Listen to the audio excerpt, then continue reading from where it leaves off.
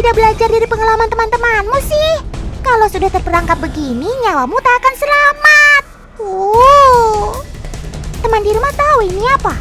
Iya benar, ini tanaman karnivora. Namanya Venus flytrap. Lalat, laba-laba, sampai kodok kecil bisa terperdaya untuk masuk ke dalam jebakannya. Untuk apa? Ya untuk jadi santapan si tanaman ini. Serem! Venus flytrap ini berasal dari lahan basah pantai timur Amerika Serikat. Itu artinya Venus flytrap hidup di tanah yang asam dan tergenang air, sehingga nutrisi yang ia peroleh tidak banyak. Makanya ia harus mencari nutrisi tambahan, dan itu berasal dari serangga. Nah, daun berbentuk seperti cangkang berdiameter 3 cm inilah yang harus dijauhi oleh serangga. Namun, tanaman ini punya cara untuk mengundang para serangga mendekat. Yap, ia akan mengeluarkan nektar harum yang bisa memikat serangga datang kepadanya.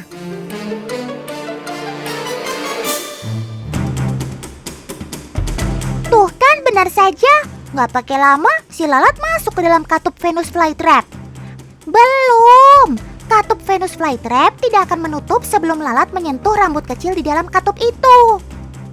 Yap, rambut-rambut itu adalah indera perasa yang dimiliki Venus flytrap, teman. Iya, kamu menyentuhnya, sob. Nggak pakai lama, katup daun Venus menutup. Semakin lalat ini bergerak dan menyentuh rambut Venus flytrap, katup daun akan semakin rapat menutup. Tanaman ini tidak secara langsung memakan hasil tangkapannya, melainkan akan menghisap secara perlahan nutrisi serangga hingga mati menyusut. Proses ini berlangsung sekitar 4-7 hari tergantung dari besar serangganya. Dan kemudian katup daun Venus akan kembali membuka. Faktanya, tanaman karnivora bukan cuma Venus flytrap saja, teman. Ada juga kantung semar. Sama seperti Venus flytrap, serangga merupakan mangsa bergizi bagi kantung semar. Duh, sobat-sobat Totan jadi terancam nih hidupnya gara-gara keberadaan tanaman ini. Oh iya, untuk beberapa orang, tanaman ini ternyata dimanfaatkan untuk mengusir serangga di rumah loh. Iya, Venus flytrap dan kantung semar sengaja dipelihara di rumah. Selain bisa mempercantik dan menambah koleksi tanaman hias, rumah pun jadi bebas serangga. Jangan-jangan teman di rumah juga pelihara tanaman karnivora ya? Jika di tempat kalian jarang terdapat serangga untuk kebutuhan nutrisi Venus, kalian bisa menyediakan ulat Hongkong atau jangkrik sebagai makanannya. Lihat si jangkrik tadi, Ota jadi pengen bahas fakta unik si vokalis dari dunia serangga deh. Iya, jangkrik itu hobinya nyanyi, sob. Apalagi jangkrik kalung ini. Dalam bangsa jangkrik, doi dikenal paling doyan nyanyi. Gak percaya? Coba kalian dengarkan sendiri deh. Gedein suara TV kalian dong.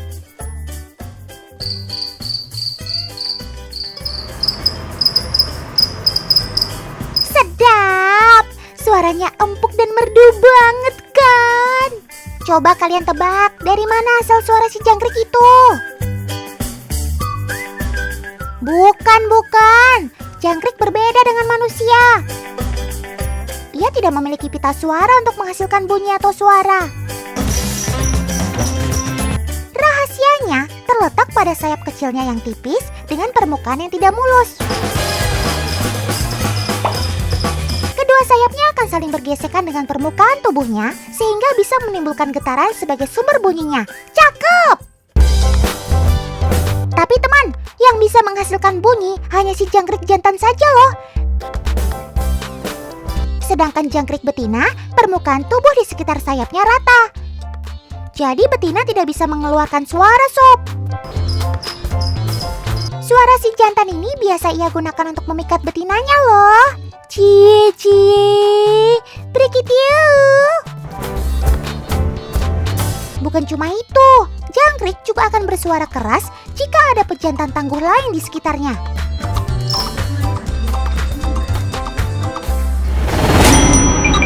Tuh kan, apa Otan bilang? Ada jangkrik yang mulai berkelahi nih teman. Sudah. Jangan bertengkar dong kalian. Malu tahu.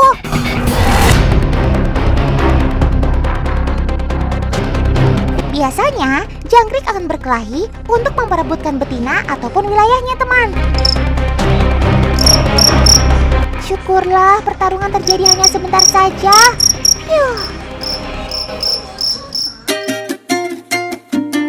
Nah, begitu dong. Kalau damai begini kan indah.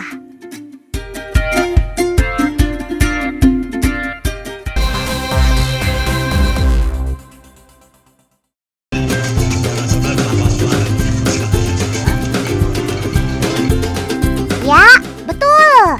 Cakep. Pertahankan langkahmu, Sob.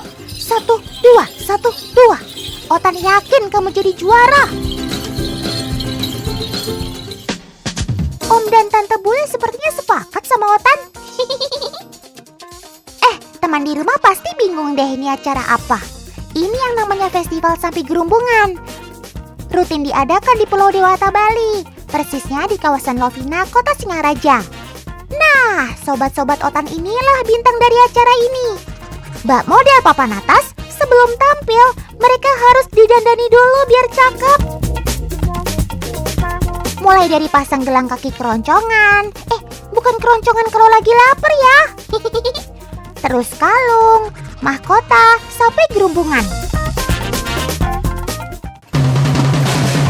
Nama festival ini diambil dari benda unik ini. Gerumbungan terbuat dari kayu yang di dalamnya diisi sebuah lonceng. Jadi saat sapi bergerak, otomatis terdengar bunyi loncengnya. Gerumbungan ini beratnya 5 kg loh, teman. Duh, kuat sih kuat. Tapi kok ekor sobat Otan ditekuk begitu? Kalau sakit gimana, Paman?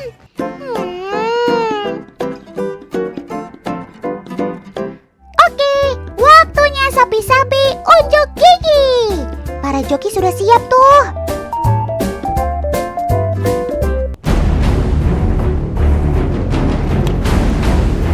Saatnya beraksi. Sang joki akan duduk di atas lampit atau peralatan yang digunakan untuk membajak sawah.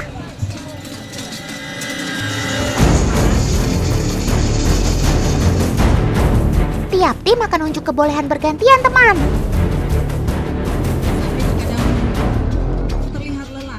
Acara ini memang bukan untuk adu kecepatan sapi kok. Nomor undi 1 dari Baga Timur. Sapi gerumbungan lebih menonjolkan keindahan atraksi gerakan tubuh yang selaras.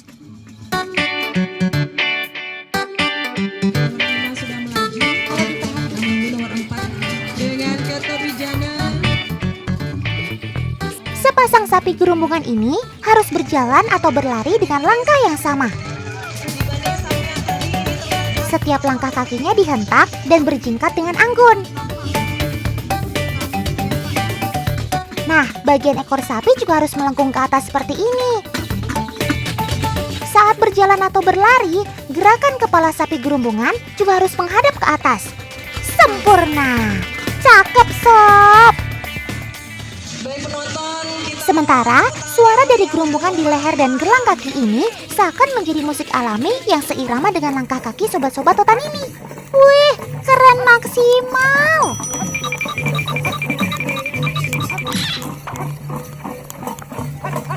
Setiap peserta akan diberi kesempatan 2-3 kali untuk unjuk kebolehan di lapangan, teman. Setelah para joki beraksi, sekarang giliran para penonton yang berkesempatan menjajal jadi joki dadakan. Gak perlu takut mencoba kok, sebab mereka akan tetap aman didampingi para joki. Come on, jangan takut ya, Otan di sini. Kalau turis asing saja sampai terpukau, apalagi kita sudah sepatutnya bangga dan melestarikan tradisi ini. Setuju ya teman-teman?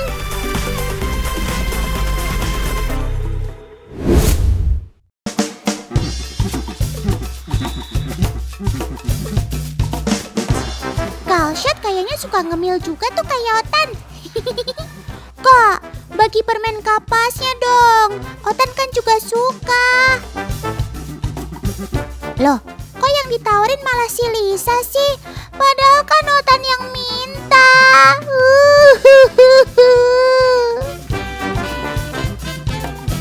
Sob, kok permen kapasnya malah dicuci sih? Itu kan sudah bersih. Lucu banget sih kamu, Sob. Pasti nyariin permen kapasnya yang hilang ya? Teman, jika permen kapas terkena air, maka ia akan langsung larut dalam air tersebut. Coba Kak, kasih si Lisa lagi. Kira-kira masih dicuci nggak ya?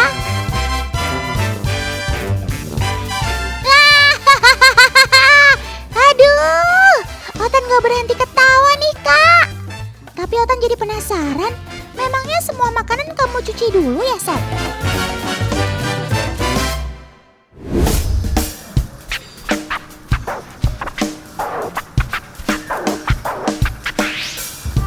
Supaya tahu perilaku rakun dalam mencuci makanannya, sekarang Otan mau melakukan uji coba nih. Kali ini Otan mau menaruh makanannya di atas pasir. Tapi di sebelahnya tetap Otan sediakan wadah air untuk mencuci.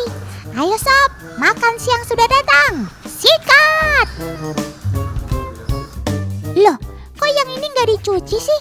Malah langsung dimakan. Padahal itu kan berpasir. Coba kita tunggu lagi ya teman. Apakah makanan kedua akan dicucinya? Sama saja teman. Ia langsung makan tanpa mencuci makanannya terlebih dahulu. Duh, Otan jadi pusing deh.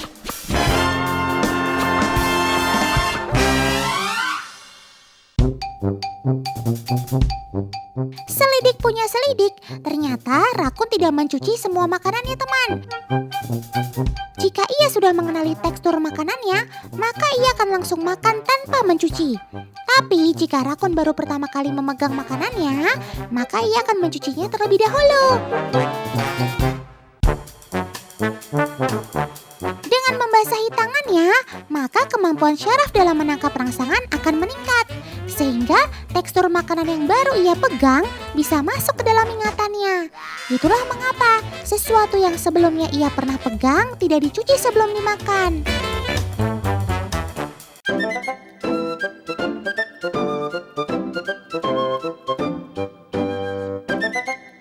Selain peliharaan Kaalshat, rakun juga bisa kita temui di Lembang Park Zoo teman. Mamalia ini berasal dari Amerika Utara, Eropa, serta Jepang. Yang jadi ciri khas rakun adalah wajahnya yang memiliki pola warna hitam seperti topeng. Layaknya kacamata, pola hitam pada wajah rakun berfungsi untuk menangkis cahaya agar mereka bisa melihat lebih jelas saat siang hari. Indra peraba rakun sangatlah baik dibandingkan dengan indra lainnya teman. Selain untuk berjalan, kaki depan mereka bisa berfungsi seperti tangan manusia loh. Untuk membuktikan kehebatan kaki depannya, Otan dan Kaalshat mau melakukan percobaan nih. Nah, Sob, coba buka toplesnya kalau kamu mau makan. Perhatikan deh teman, rakun pakai kedua kaki depannya untuk buka toples. Yeay, akhirnya berhasil. Terbukti teman, ia dapat memanfaatkan kaki depannya dengan sangat baik. Bahkan, ia dapat memasukkan tangannya ke dalam toples untuk mengambil makanan. Salut deh Otan sama kamu Sob. Mantul, mantap betul.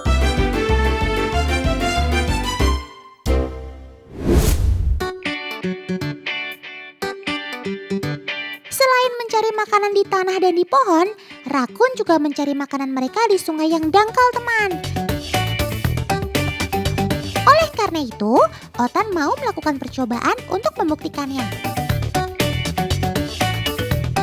Otan akan menaruh ayam di dalam wadah yang berisi air.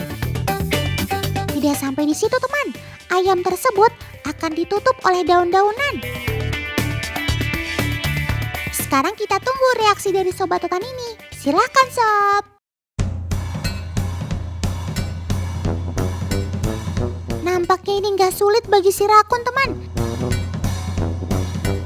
Dengan mengandalkan indera perabanya, rakun dapat menemukan makanan walau dalam keadaan tidak terlihat.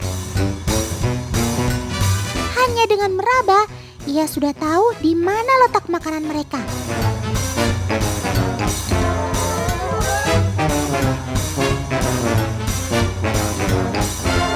Kerja yang bagus Sob. Mantap!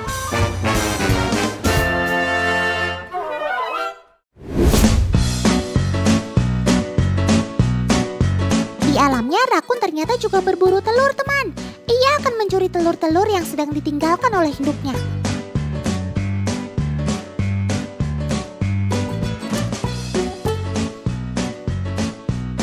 Saat menemukan telur, rakun akan membuka dengan kedua tangannya. Makan telur mentah juga membantu rakun memenuhi kebutuhan proteinnya. Biasanya, rakun tidak akan menghabiskan semua telurnya. Semua tergantung dari kebutuhan mereka. Sob, kalau di dadar telurnya lebih mantap loh. Kalian gak mau coba?